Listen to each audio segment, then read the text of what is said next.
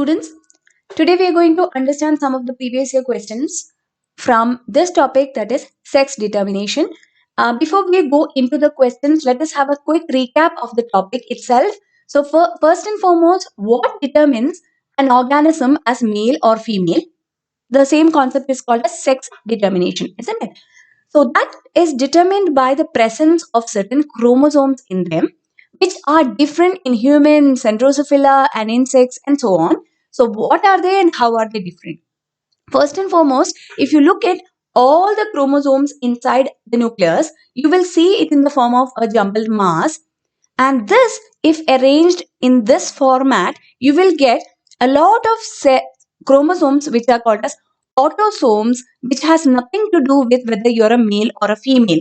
So in case of human beings, for which the picture is given here, 22 of them, all these are the autosomes, which has no significance in whether you are a male or a female. However, these other two chromosomes which determine whether you are a male or a female is called as a sex chromosomes. So the presence of sex chromosomes determines whether you are a male or a female. So in this picture given, you can see there is an X chromosome and a Y chromosome. But it may not be the case in all cases in humans itself. So there are these parameters which you have to remember with respect to understanding this concept.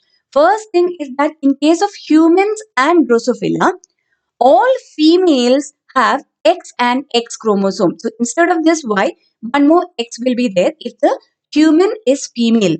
The same with Drosophila as well. Instead, if X and Y is present, organism is a male.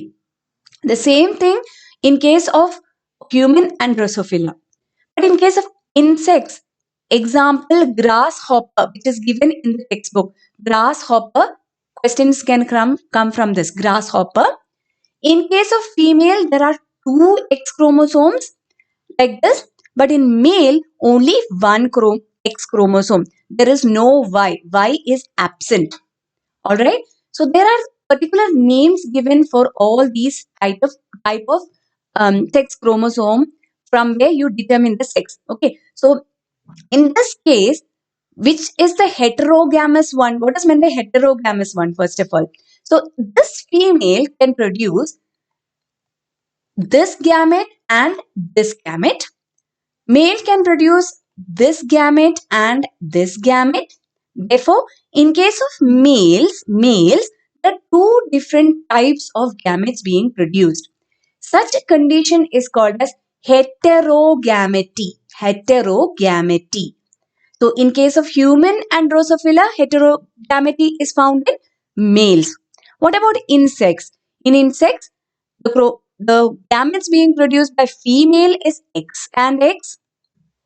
In case of male, there are two different gametes produced. In one, there can be an X chromosome. Other gamete will not have any X chromosome. So here again, you can find there are two types of gametes that are produced by male. Here also, therefore, male is showing heterogamety. Third set of option. Okay. In case of birds, female has Z and W, Z and W, and in male, both the sex chromosomes are Z only or Z only. So in this case, tell me which is the heterogamous one. Female can produce this gamete also, this gamete also. Male can produce this gamete and this gamete, meaning both are same, isn't it? So in case of birds, heterogamety is seen in case of female. This much you should remember with respect to the questions that you're going to answer. So let's have a look at the questions. First question, give an example of an organism exhibiting female heterogamety. We just saw that birds. Mechanism of sex determination in birds. What do you explain for this? You have to say in case of birds, this type of gamete is seen. In case of males, both the sex chromosomes are Z and Z. In females, on the other hand, it is Z and W. Okay. Next question, third question. Identify the correct statement. Females of birds. With respect to birds, you can see there are three different types of questions that are going to come. Females of birds have pair of dissimilar ZW chromosome, while males possess a pair of 2Z chromosome. Is this correct? Or the second statement is correct? We just explained it. Tell me which is correct in the comment. Next question.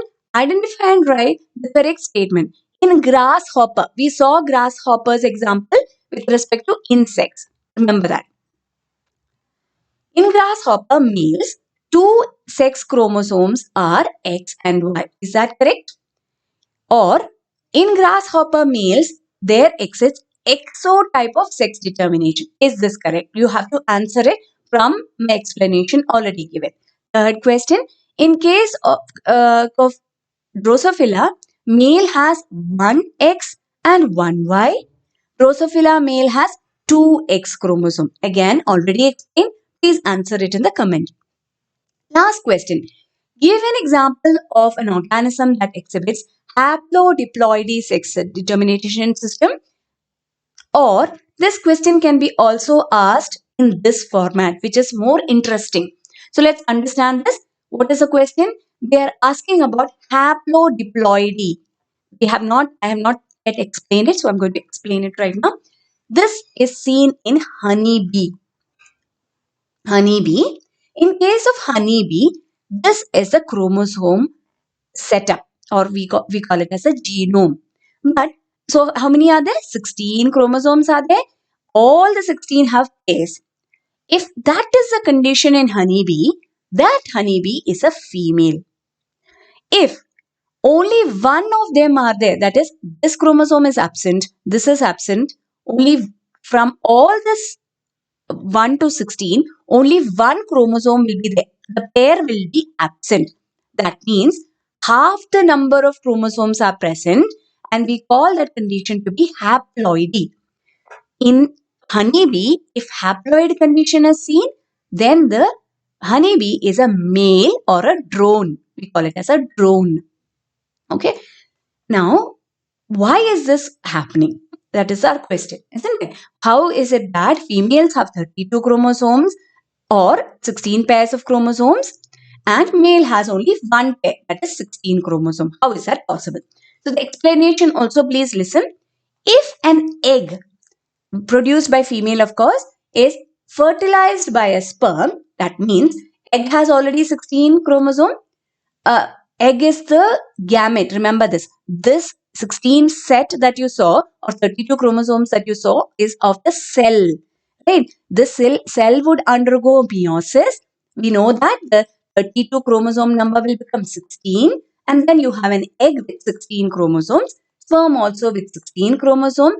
This fuses together. That is, a fertilized egg will have 32 chromosomes, and this is called as a female. But let's say the egg does not get fertilized at all. Instead, the egg cell, which has 16 chromosomes, divides by mitosis by a process called as parthenogenesis, and then develops into a zygote. Then that becomes the male. Therefore, it will have only 16 chromosomes. Okay. Now look at this question.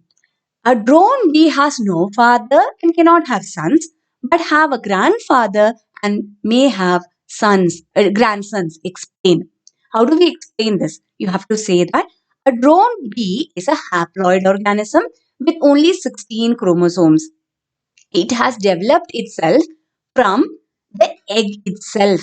That is, this egg, not fertilized, developed by parthenogenesis. That's why it does not have a father. However, this male will produce some sperms. Obviously, it will produce some sperm. How does it produce sperm? Only by the process of mitosis. Therefore, the 16 chromosome number will retain. Alright. But why can't it have sons? The reason why it can't have sons is, if at all the sperm fertilizes an egg, okay, the egg is fertilized by the sperm, then what does that organism become? 32 chromosome number organism is a female, meaning a daughter. That is why it cannot be a son. Continuing, but have a grandfather. Obviously, it has a grandfather. That is, it developed from a mother, isn't it? So its father is also there. Therefore, grandfather is there. May have grandsons. What does that mean? This female, which is the daughter of this drone, has the ability to produce again the next set of progeny, which can be sons. That is why this question, interesting question. Hope you understood it. Thank you.